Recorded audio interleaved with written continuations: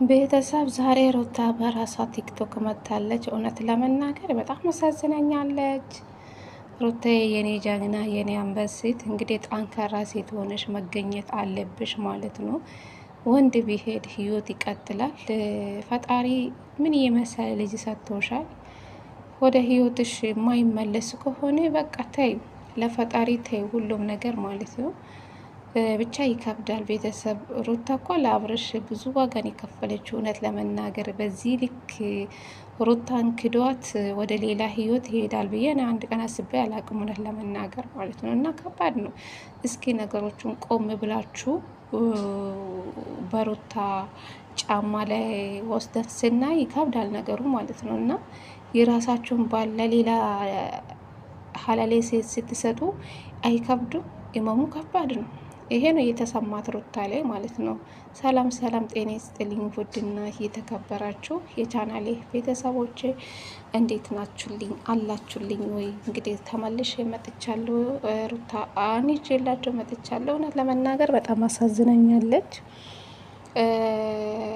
ሩታ እኮ ብዙ ወገን የከፈለችለት ለአብርሽ ማለት ነው። አብርሽ ግን እንደ ሩታ ቢሆን ራሱን ቢያስከብር ወደ ሌላ ህይወትን በፍጹም አይገባ። ወንድ ልጅ ራሱን ካላስከበረ ማንኛውም ሰው እኮ ወደ እሱ ህይወት ይመጣል። እሱ ነው ራሱን ማስከበር የነበረበት። ግን እንግዲህ ሩታ ከልባ ነው ወደ አብርሽ ህይወት የተመለሰችው። በቃ ለምን ትዳሬን ለሌላ ሴት አሳልፌ እሰጣለሁ ብላ ነው እንግዲህ ትላንትና በራሷ በአብርሽ ቻናል ቪዲዮ ሰርታም የመጣችው እሷ ናት። ቪዲዮም የተለቀቀ በአብርሽ ቤት ነው። እንግዲህ ብቻ ከባድ ነው ስሜቱ። ቤተሰብ አላቅም ብቻ ምን እንደምል ማለት ነው። እና ኢማሙ ከባድ ነው። ሩታዬ ጠንካራ ሴት ወኚ፣ ጀግና ሴት ወኚ። በቃ ካሁን በኋላ ጠንካራ ሴት ሆነሽ መገኘት አለብሽ ማለት ነው። አብርሽ ደግሞ የስራውን ያገኛል። ይሄ ከሄርሜላ ጋር የሚላላጥ ነገር የጊዜያዊ ደስታ ነው። የምሬ ነው ምላችሁ። አብርሽና ሄርሜላ መቼም አይጋቡም። በቃ ቁጭ በላይ ድማ ነው የሚጨርሱ እንጂ አብርሻውን ከሄርሜላ ጋር ምንም ጭንቀት የለም፣ ስለ ትዳር የለም። በቃ እንደፈለገ ይደሰታል፣ በቃ ይቦርቃል፣ እንደ ሕፃን ልጅ ይቦርቃል፣ ይስቃል። ለዛሬ ደስተኛ ነው። ሄርሜላ እሱን በእጁ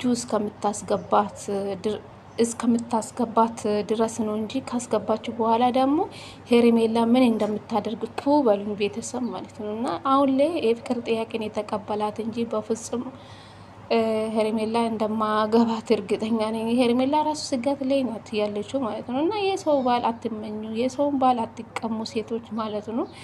ራሳችሁን አስከብሩ። ሄርሜላ ለእኔ ርካሽ ሴት ናት። እኔ እንደምላችሁ ማለት ነው። ለእኔ ሄርሜላ ርካሽ ሴት ናት። የሴት ወግ የላቱም። የሰው ባል ላይ ፍጥ ያለችው እሷ ናት። የእነሱን ህይወት ዛሬ እዚህ ደረጃ ላይ ያደረሰችው ሄርሜላ ናት። ቀጥሎ አቤልና ብሩኬ ናቸው። ፈጣሪ የእጃቸውን ይስጣችሁ፣ በራሳቸው ደርሳችሁ ያሳያቸው ነው የምለው። ሌላ ምንም አልልም። እውነቴ ነው የምላችሁ። የአብርሽና የሩታ የትዳሩ ማፈራስ ምክንያት አንደኛ አቤል እና ብሩኬ ናቸው። ስለዚህ ምን ይደረግ ቤተሰብ፣ ከእንደዚህ አይነት ፈጣሪ ጠብቀ። ሩታዬ ራስሽን ጠብቂ። በቃ ህይወት ይቀጥላል። ማይመለስ ከሆነ ምን ታደርጋለች? ቤተሰብ ይከብዳል እኮ ይከብዳል። ፍቅር ከባድ ነው ብቻ እንደ አንድ ሰው ማለት ነው። እና እንግዲህ ጠንካራ ሴት መሆን አለብሽ ሩታዬ። ለልጅሽ መኖር አለብሽ። እንደ ሰው አቱኝ። በቃ ሰው ዛሬ ብዙ ነገር ልልሽ ይችላሉ፣ መታለማነች ልልሽ ይችላሉ። ለሰው አይደለም የምትኖሪ፣ ለራስሽን የምትኖሪ። ፈጣሪ ከረዳሽ የራስሽ ከሆነልሽ ጥሩ ነው። ካልሆነልሽ ደግሞ ህይወት ይቀጥላል። ምን ታደርጋለሽ? አንድ ሰውን ጎትተሽ እና ከኔ ጋር ኖራ ማለት ከባድ ነው። እሱ ፈቅዶ አስቦ ካልመጣ እና ከኔ ጋር ኖራ ማለት ይከብዳል። ግን እኔ አሁን ላይ የሚያሳስበኝ ልዑል ነው። ገባችሁ? አብርሽ ሌላ ህይወት ጀምሮ ሩታም እንግዲህ አሁን መጨረሻን አብርሽን የጠየቀችው አብርሽ እኔ ወደ አንቺ ህይወት አልመለስም፣ አንቺም የራስሽ ህይወት ጀምሬ ብላት እሺ ብላ ሩታም የራሷን ህይወት ብትጀምሮ ይሄ ልጅ ለማየት ሲመጣ አብርሽ አይሳቀቅም ወይ? ይሄ ልጅ እኔ እንጃ። እኔ አሁን ላይ ልዑል ነው የሚያሳዝነኝ። በሌላ በእንጀራ አባት ማደግ፣ እዛ ጋ ደግሞ በእንጀራ እናት ልዑል ማደጉ በሁለት ቦታም ያስጠላል። ብቻ እኔ የኔ ምርጫ ሁለቱ አንድ ላይ ሆኖ በቃ በሰላም በፍቅር ቢያሳድጉ እኔ ደስተኛ ነኝ። በቃ ማንኛውም ሰው ተፋቶ አይደለ የምታረቀው? ታርቆ እኮ የሚጋቡ አሉ ብዙ አይቻሉ። በቃ ተፋቶና እንደ ድጋሚ የተጋቡ ብዙ ሰው ተፋቶ ማለት ነው።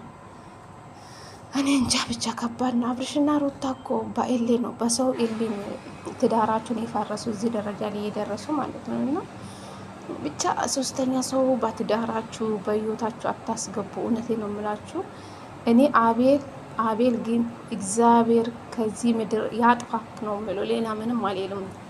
የስራ ፈጣሪ ይስጥክ። የሰውን ትዳር እንደበጠበጥክ ፈጣሪ ያንተን ህይወት ይበጠብጥክ ነው የምለው።